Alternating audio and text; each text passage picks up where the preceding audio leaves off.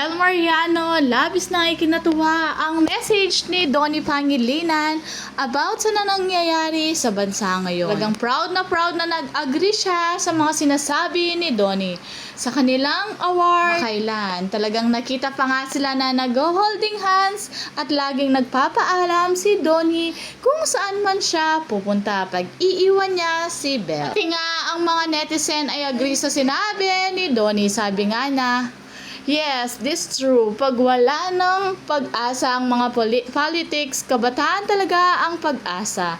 And we hope we can prove that. Lalo na sa generation, dami ng basher at we hope na let's avoid basher, especially to those two people na nagbibigay sa atin ng inspirasyon. Proud na proud nga nag-story ang mami ni Donnie at may kasama pang 3 heart. Talagang proud na proud sa dalawa.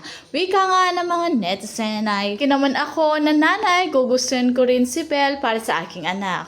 Mabait, matalino at dissenting bata. Sobrang align sila kasi ng character, maging sa wisdom, sobrang bagay talaga. Sana maging magjowa talaga ang dalawa. Kitang-kita rin kung paano mag-holding hands ang dalawa habang nakikinig sa mga message ng mga awardee. Talagang trending na trending ito sa social media dahil talaga pinaglalaban nila na kamay talaga ni Bel ito.